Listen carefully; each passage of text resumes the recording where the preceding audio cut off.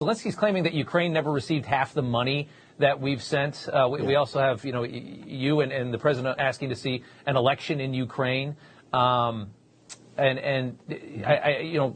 about that. What is happening in Ukraine? Robert, we're kind of scratching our head, too. The United States of America, the American people, the citizens, have given Ukraine over $174 billion.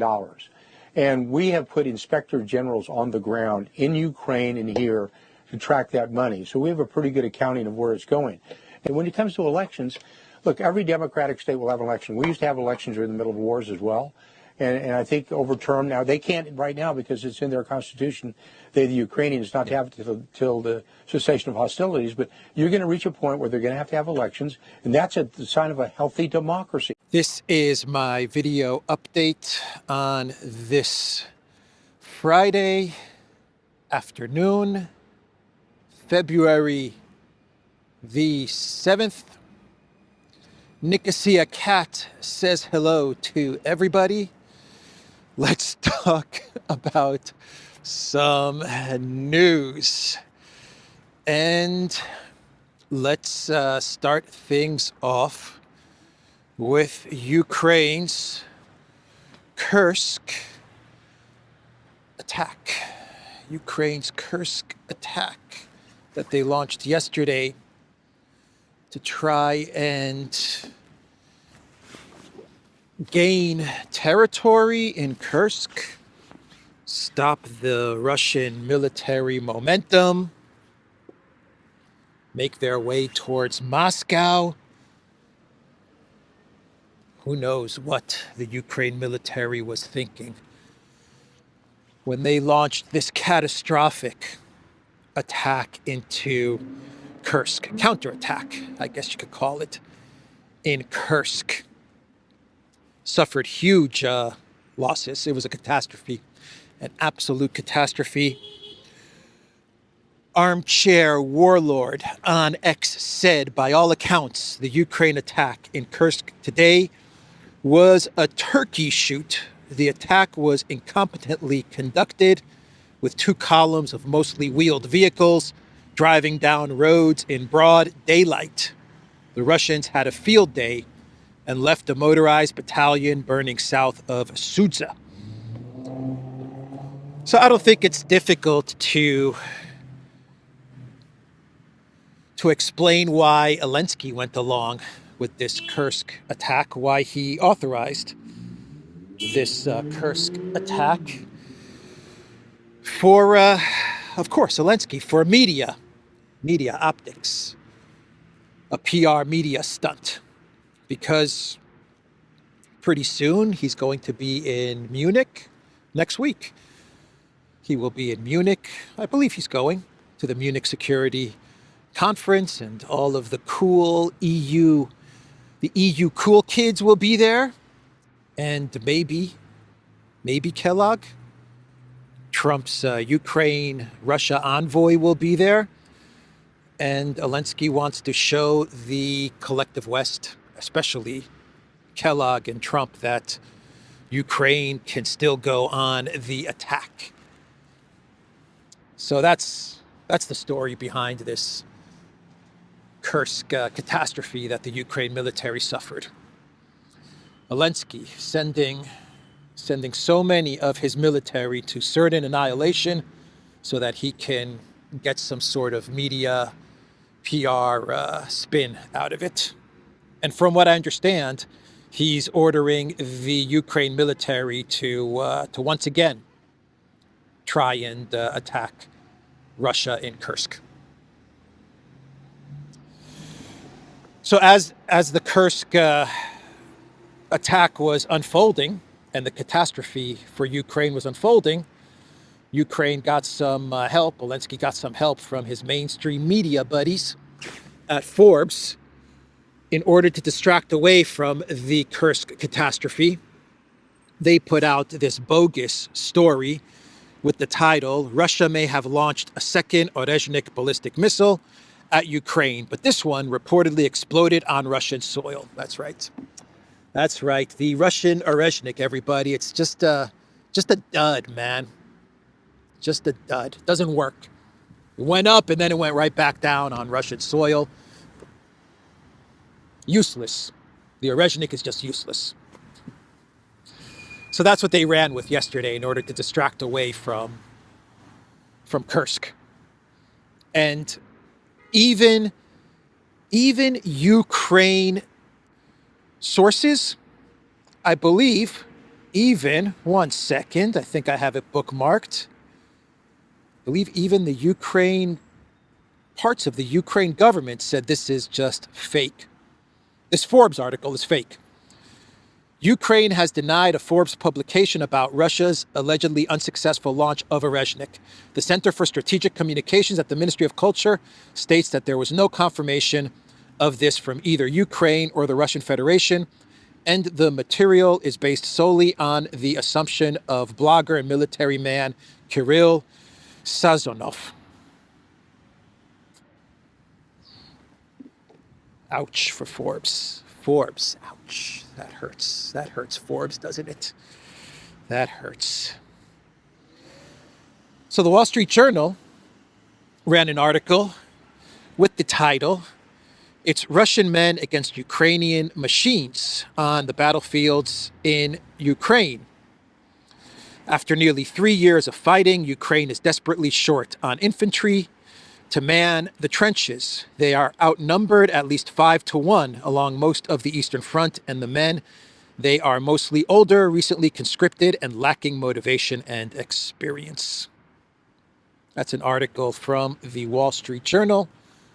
I believe it was published either yesterday or this morning, saying that Ukraine outnumbered 5-1, desperately short on infantry to man the trenches. Elensky was on Piers Morgan just 2-3 days ago, saying that Ukraine's casualties are only at 46,000. That's what he said. Our casualties are only 46,000. And here we have the Wall Street Journal saying that Ukraine has no infantry left. So let's talk about Kellogg. Kellogg said some interesting things the other day, some more interesting things the other day. He was asked about, speaking of Piers Morgan, Elensky told Piers Morgan that Ukraine needs nukes. It needs NATO entry, it needs money, it needs weapons, and it needs nukes. It has to get nuclear weapons. And Kellogg was asked about this, and Kellogg's response was that there is slim to none chance of Ukraine getting nukes. Slim to none. That is a direct quote from Kellogg.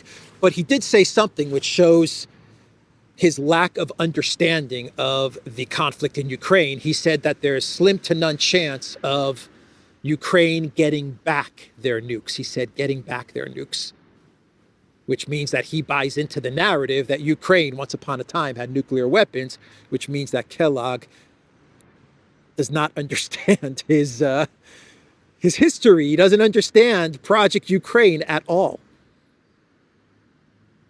The USSR, Russia, Ukraine, he doesn't understand it because he said get back their nuclear weapons. I'm not going to get into it. I've said it 1,000 times. So many other channels have said it 1,000 times. The Duran, Alexander, we explained it a long, long time ago. The whole Ukraine, once upon a time, having nuclear weapons and wanting their nuclear weapons back. But an interesting statement from Kellogg. The good part is that he said there's zero chance of Ukraine getting nukes, but he said getting their nukes back. So that was one of the comments that Kellogg made. He also said that Elensky is lying about the 124 billion or 74 billion. I think he said 174 billion. He said Elensky's lying about that when Elensky claims he doesn't know where this money went or Ukraine didn't get this money. We didn't get this 174 billion or 24 billion. I don't know. I think he said 174 billion. But Kellogg said Ukraine, Elensky's lying. He said he's lying. And he hinted at an audit. Oof, an audit. A Ukraine audit. You thought the USAID audit was good? Can you imagine what would happen if we get a Ukraine audit? Oh, man. Oh man, not good news for the Elensky regime, or for Podolyak, or for any of the guys in and around Elensky. Zaluzhny, Poroshenko, Klitschko, everybody involved in Project Ukraine, the European elite, the US elite,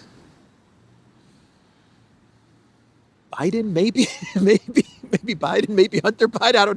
I don't know. No, not Hunter Biden. No, nothing's going to come up if they do an audit of Ukraine with regards to the Bidens. They're going to be clean as a whistle. But there's also reports which are now surfacing, which claim that Kellogg is not going to be presenting a peace plan to the Munich Security Conference. When he goes to the Munich Security Conference, he's not going to unveil Trump's long-awaited Ukraine peace plan. So basically, the Bloomberg article was misinformation, fake news. At least that's the reports that we're getting today. We'll see what happens when and if Kellogg goes to Munich. The reports now are claiming that Kellogg is going to be in Munich and he's just going to speak to the Europeans and he's going to gather information on Project Ukraine. We'll see. We will see. But that's the news from Kellogg. From the Russian side of things, so Kellogg is pushing for a ceasefire. That's obvious. And Alexander, in his video update yesterday, he talked about how there are two factions in the Trump administration. And I believe he was referencing an ABC News article or a CBS News article. But he was saying that in this article, the two factions in the Trump administration, one of the factions is calling for Trump to escalate against Russia so that you could force Russia into a negotiation, because that's worked out so well for the Biden administration. So escalate in order to gain leverage on Russia. And the other faction is telling Trump to just walk away, which is the smart thing for Trump to do, which is what we have been saying on the Duran. Let it go, walk away. The UK and Keir Starmer, they want Project Ukraine. Give it to them. Ursula wants Project Ukraine. Give it to her. Drop it, walk away, give it to Europe, give it to the UK. That's the best option. But anyway, you have these two factions in the Trump White House that are fighting it out as far as Project Ukraine. And on the escalation side, I believe it's you're talking about Waltz, the NSA chief, and Kellogg, I believe, are two of the people who have the viewpoint that the Trump administration needs to escalate in order to pressure Russia into negotiations and into a deal. Peace through strength. Peace through strength. Podolyak, peace through strength. Anyway, where am I going with this? It does look like Kellogg's angle, as he's trying to get to some sort of a proposal or a plan to present to Russia, or a strategy. I wouldn't even say a plan, a strategy going forward with Project Ukraine, is that he's angling for a ceasefire. That's the foundation of his Ukraine strategy, and most likely his Ukraine plan. Let's get to a ceasefire. Now, Russia, they have been saying 100 million gazillion times, no ceasefire. We don't want a ceasefire. We're not interested in a ceasefire. We want a permanent solution to not only Project Ukraine, but to NATO expansionism, NATO constantly threatening us, a security architecture in Europe. We want this headache gone. We don't want to deal with the collective West. We don't want to deal with NATO. We don't want to deal with the Banderites. We want to solve this once and for all. So no ceasefire. And Maria Zakharova, she once again said yesterday, no ceasefire. We are not interested. Picking up the vibes, the tone from Kellogg, and this is what Zakharova said: a temporary ceasefire, or as many say, freezing the conflict, is unacceptable. We need reliable, legally binding agreements and mechanisms that would guarantee that the crisis will not reoccur. And the deputy foreign minister of Russia, Sergei Ryabkov, he also said that Russia is ready to talk to the Trump administration, and they're ready for tough, that's the words that he used, tough negotiations. But given that the escalation has been coming from the collective West and for the United States, and they're pretty much behind this proxy war to try and break Russia, and they failed in their efforts to try and break Russia, that it should be the Trump administration and the United States that should make the first move. So he basically said that Russia's ready to talk, they're willing to talk, they look forward to tough negotiations, but the first move has to be made by the United States, and they're waiting. So that is the news coming out of Russia. The news coming out of the Green Goblin. Well, he was speaking to the media yesterday, and he said that without U.S. support, without U.S. weapons, and without U.S. money, Ukraine cannot survive. That is what Elensky said yesterday. Speaking to reporters on Wednesday, Elensky said there's no decrease in U.S. aid as of today, and it hasn't been put on hold. It continues. He added that we're not talking about new aid packages. That's important.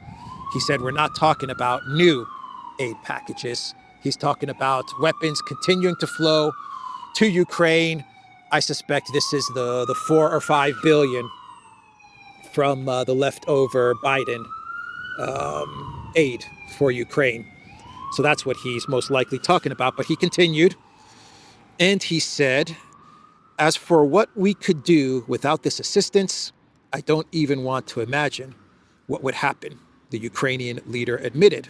This would undoubtedly deal a blow to our capabilities to defend our land. I'm not sure we would hold out, Zelensky concluded. He also said during this press conference, which happened on Wednesday, I said happened yesterday, it happened on Wednesday. He also said that if it comes to negotiations and talking to Russia, that he's ready for negotiations, he's ready to talk, but he said that the Putin fears him, and that's a problem. That's what he said. He said, I'm ready to call Putin. He said, I'm ready to meet him. I think he actually said, I'm ready to meet with Putin, but he said that Putin would not meet with me because he's just afraid. He fears me. That's Zelensky, man.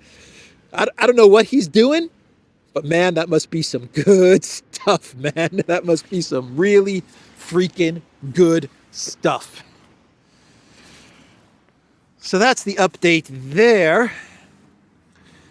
And as far as the Trump White House goes, we have some interesting signals that maybe the Trump White House, this struggle that's happening right now between the part of the Trump White House that wants to escalate with Russia and the part of the Trump White House that wants Trump to ditch this thing because it's a losing policy. It looks like that or at least we're getting signals, some signs that the part of the Trump White House that is telling Trump to drop Ukraine, it looks like they're winning.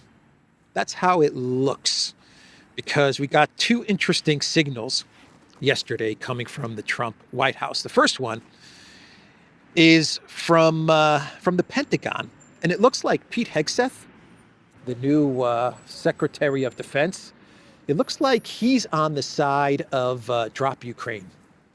That's how it looks. It looks like Pete Hegseth understands that militarily this is a lost cause. So it's time to ditch this thing and to move on. That looks to be the position of Pete Hegseth, because he basically told the UK that they're going to be chairing the contact group meeting that is going to take place in Germany. We're talking about the Ramstein airbase meetings that take place every couple of months, which are always chaired by the United States. This contact group meeting of Collective West military officials and defense secretaries, and Ukraine, of course, is there. It's always chaired by the U.S., always. But for the first time, we now have the United States saying, we're not going to be going.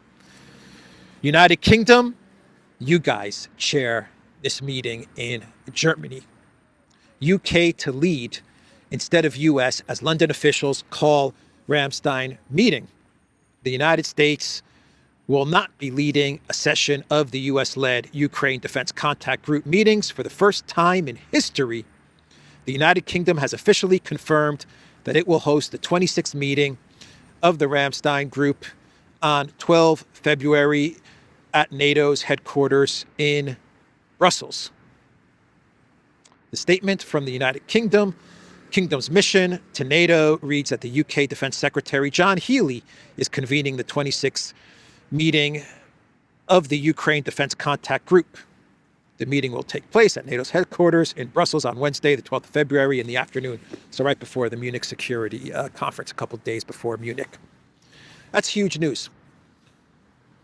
That is huge news. Now, maybe the U.S. is going to show up. I don't know. But the sense that I got from the statement was that the U.S. is not even going to show up. I don't know. Maybe they'll send some representatives.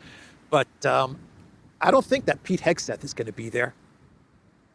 And it's going to be chaired by the UK. So this is a huge signal that Trump may be leaning towards the drop Ukraine view of things, which would be the smart thing for him to do. We also got news that the Trump DOJ is shutting down the task force that Biden set up to go after Russian business assets. That's being shut down. Trump gave the order to Bondi to shut the whole thing down and to take all of those resources and move them to dealing with cartels. So that's also a huge signal. I'm telling you, the Europeans, the UK and the EU, the more this progresses, the more isolated they're becoming.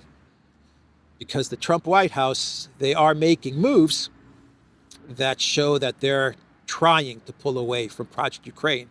Of course, there are people in the Trump White House that are saying other things, and the media is saying other things, but look at the actions.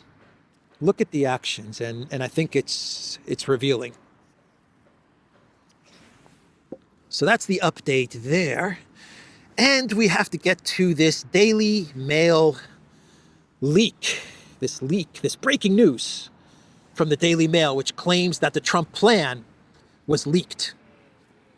Big breaking news from the Daily Mail. The Trump Ukraine peace plan leaked, and they got the scoop. Well, they didn't really get the scoop, because this plan, this alleged plan from the Trump White House for Ukraine was actually published about a week to 10 days ago. And it was published by the Ukraine media outlet Strana. They published this plan, which allegedly is the Trump peace plan for Ukraine. The Daily Mail published this yesterday. Trump peace plan for Ukraine is leaked. Talks with Putin, ceasefire by Easter, and an end to Elensky's NATO dream, among details in reports. So let me read you what this peace plan, if you want to believe that this is the peace plan. If you want to believe this is the Trump plan, let me read you what it says, and it's been summarized by the X account of Peacemaker. Western media claims Trump's Ukraine peace plan leaked online. Daily Mail on Trump's peace plan for Ukraine. Easter ceasefire. Trump wants Elensky to agree to a ceasefire by April 20th, which would stop Russia's advance. NATO membership. Ukraine will be banned from joining NATO under the plan. Territorial concessions. Kiev will forever recognize Russia's sovereignty over annexed lands and withdraw its troops from Kursk. Demilitarized zone will be guarded by European, possibly British troops. No U.S. involvement. Reconstruction. Ukraine needs EU aid, estimated at $486 billion over a decade. The timeline is early February. Well, we're past early February. Elensky, Putin phone call. Late February. We're approaching late February.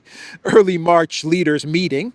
April 20th, declaration of ceasefire. Ceasefire, there's that word again.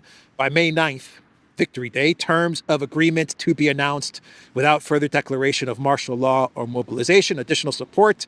Continued U.S. military assistance to Ukraine with a view to EU memberships by 2030.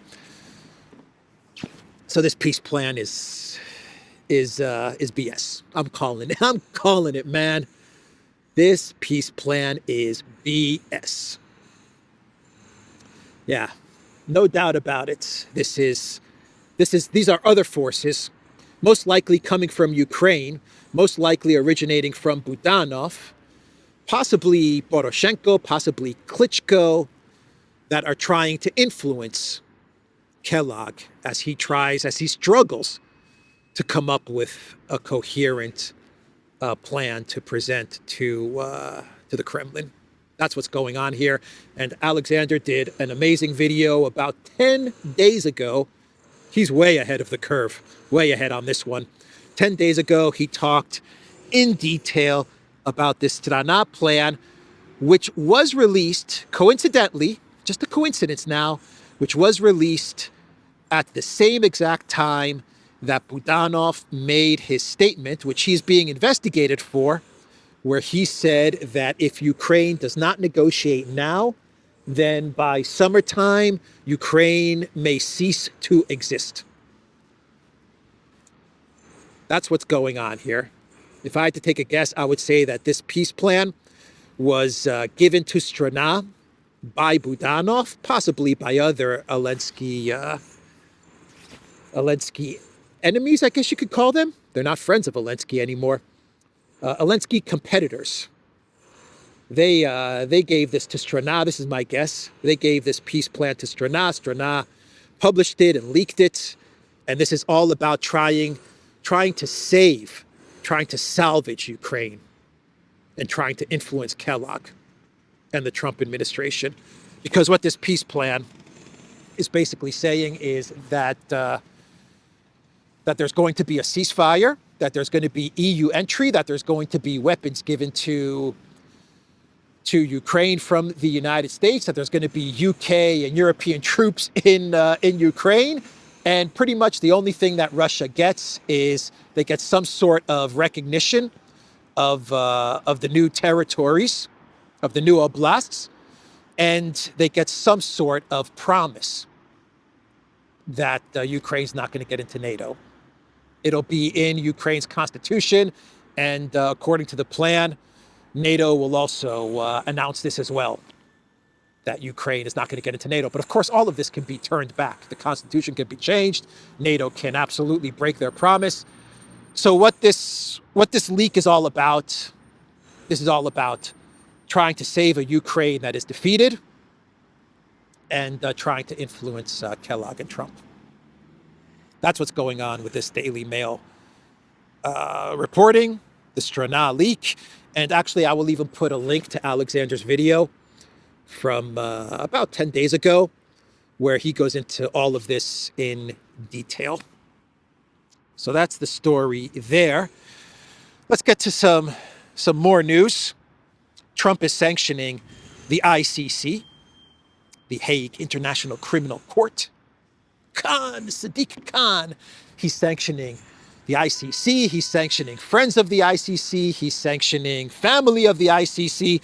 Basically what Trump is saying is that, and he's doing this for Israel, because of the warrant against Netanyahu. And he's basically saying that if the ICC, or if anyone connected to the ICC, or friends or family of the ICC, anybody in and around the ICC, if they go after the US, if they go after Israeli officials, Netanyahu, well, then they're going to be in big trouble. And Trump signed an executive order which will enforce financial and visa-related sanctions on individuals and families who support the ICC investigations into US citizens or allied nations. And if you want my opinion on this, the ICC deserves this. I don't know if this is going to be a popular opinion. This may be an unpopular opinion. But my opinion is that the ICC made their bed, and now they have to lie in it. Absolutely. And they made their bed when they decided to follow the orders of the United States, of the Biden White House, and to go after Russian President Vladimir Putin and issue an arrest warrant for Vladimir Putin. And everyone was cheering. The US was cheering. Congress was cheering. The Europeans were cheering. The global South was horrified. The rest of the world was horrified. The collective West, they were cheering. They were so happy. They were so happy. The arrest warrant against Putin. So that's karma. They made their bed. Now they have to lie in it. Now you have the United States, this time under Trump, saying, well, you also issued an arrest warrant against Netanyahu. We don't have a problem with the arrest warrant against Putin, but the arrest warrant against Netanyahu, well, you guys are going to be sanctioned. So that's my views on the ICC and Trump's sanctioning of the ICC. Rubio, he announced that he's not going to be going to the foreign ministers meeting of the G20, which is going to take place in South Africa. Now, this logo reminds me of Red Hot Chili Peppers, huh? It's kind of like the Red Hot Chili Peppers logo. Anyway, dream of Californication.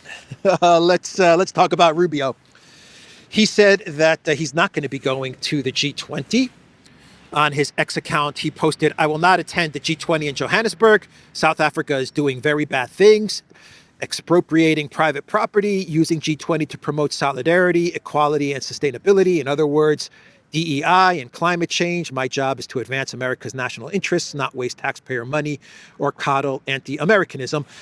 A lot of analysts believe that the real reason that Rubio is not going to be going to South Africa, and the real reason that the Trump administration is starting to come down hard on South Africa, is because of South Africa and the ICJ case against Israel, where South Africa pretty much took the lead position in the ICJ case against Israel. And so the Trump White House is now gunning for South Africa. And that's the real reason why Rubio is not going to go to the G20. But my thoughts on this decision are very much in line with my thoughts on the ICC, which is the G7, maybe not as much the G20, but the G7 and the G20, these institutions, they made their bed, now they have to lie in it. It used to be the G8. Now it's the G7 because they kicked out Russia. And the G20, well, I remember back in 2000, I want to say 2014 or 15, when there was, I believe it was the G20, I want to say Australia, where Putin was at this event. And boy, did they humiliate Putin. They humiliated Putin in Russia. I remember there was video of Putin having to sit. He sat by himself during a G20 lunch because the United States got all the countries to line up against Russia. I remember that.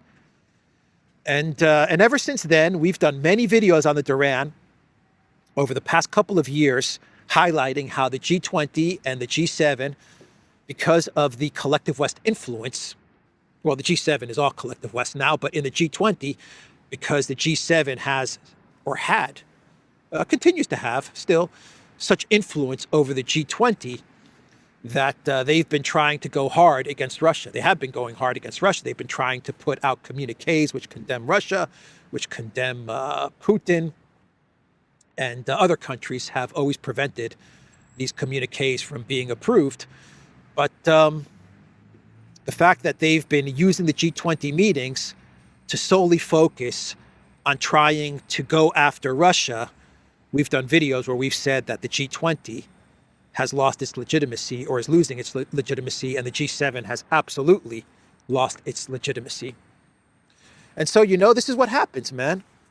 This is what happens when you make everything about Project Ukraine and everything about the Green Goblin and everything about destroying Russia at the behest of the collective West.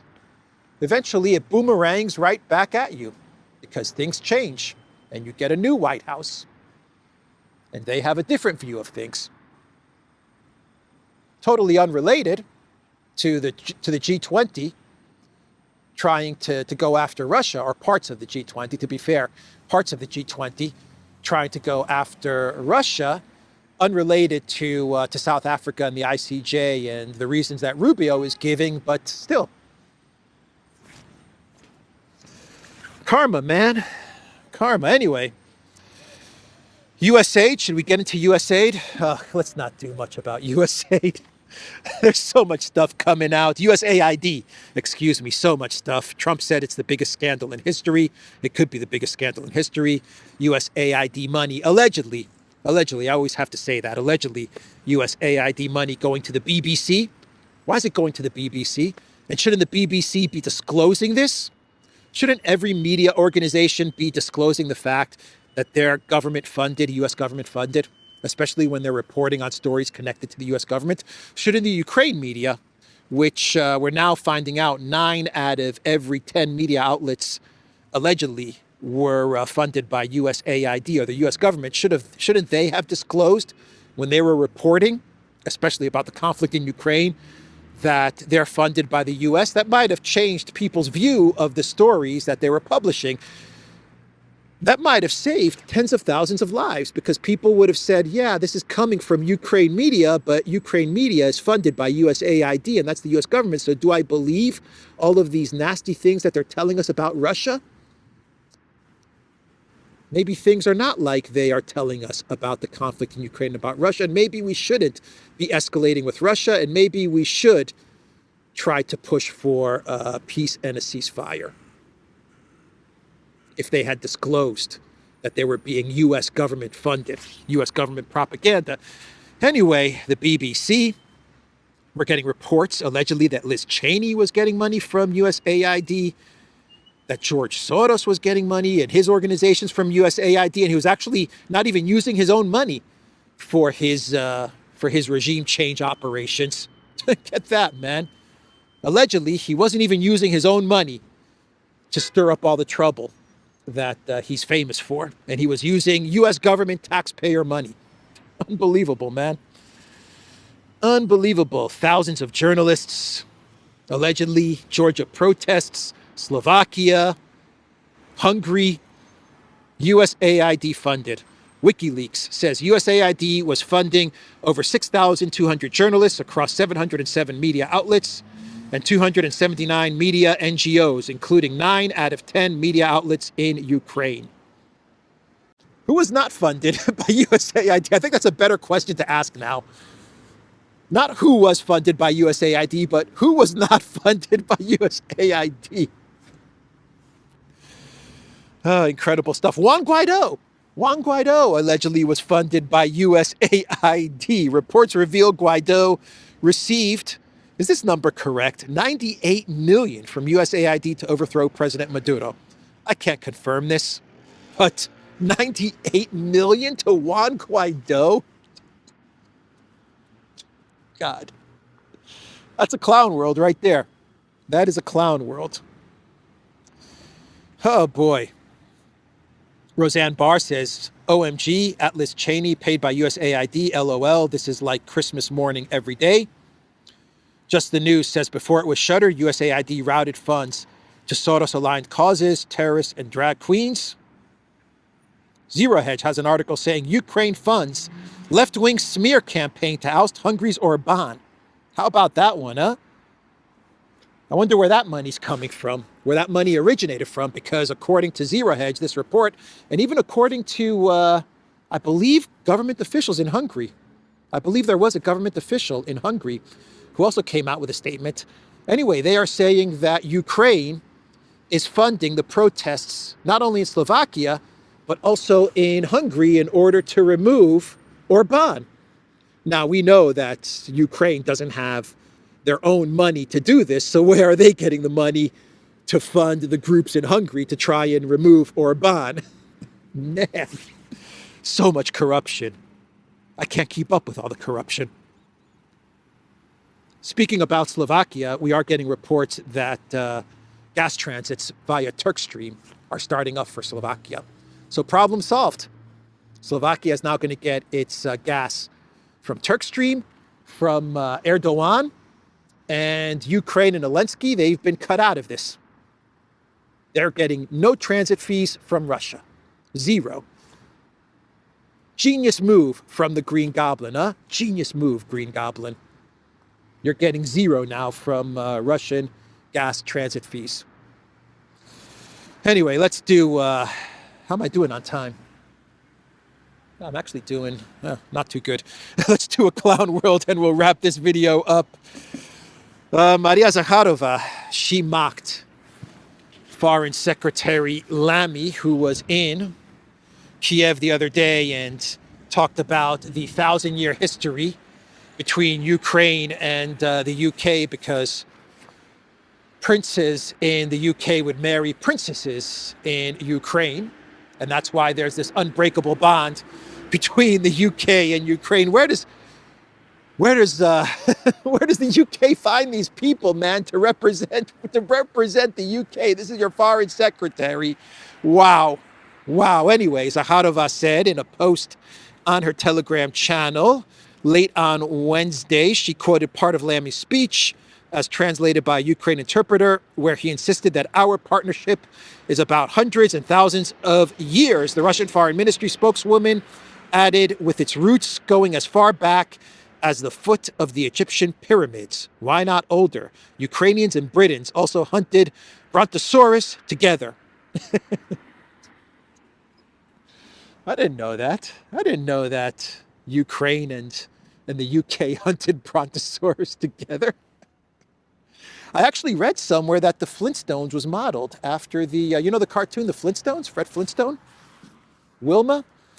It was actually modeled after the history, the long history of the UK and the Ukraine hunting Brontosaurus. I don't know what I'm saying. I'm saying some stupid stuff. I'm saying some dumb stuff right now. But let's do one more clown world. Maria Zakharova is not saying dumb stuff. She's very, very clever on social media, that's for sure. One more clown world, and this clown world has to do with big balls. big balls Trudeau, kind of. It kind of has to do with big balls Trudeau. CNN, they're losing their minds over Elon Musk and Doge. And they had a segment on CNN the other day. And, well, let me just read you what Colin Rugg posted on X, actually. He explains it better than I will. CNN reveals bombshell discovery that one Doge worker goes by Big Balls online, prompting Kara Swisher to say his name is likely why Elon hired him. Big if true. So this is a 19-year-old high school graduate who has used the unfortunate nickname Big Balls online, Aaron Burnett.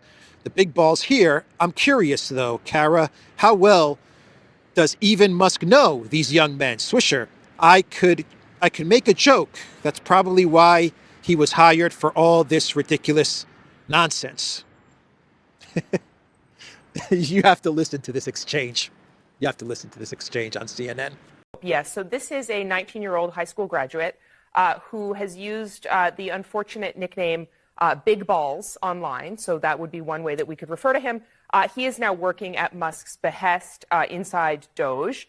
And we looked into his background. And so we found, several notable things, Aaron, one of which is that this individual has founded multiple companies, including one with another unfortunate name, Tesla.Sexy LLC, which he established in 2021. He would have been around 16 years old. So CNN, they figured it out. It's Big Balls who's behind much of the stuff coming from Doge. Big Balls is helping out Elon Musk. And we all know who Big Balls is, right? We know who's Big Balls. It's Trudeau, man. Trudeau's been exposed. He's been revealed. He's been unmasked. So Trudeau called up Musk. He called up Musk and he said, Elon, yes, this is Trudeau, Justin Trudeau. Yes, Mr. Prime Minister of Canada. Elon, I have to pull out of helping you out with Doge. Why, Justin? They figured out that I'm the person behind the Big Balls account.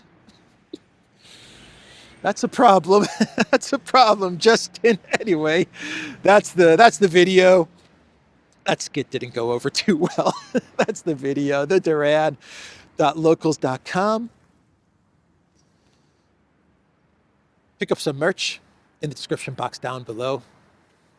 I will see everybody tomorrow. Take care.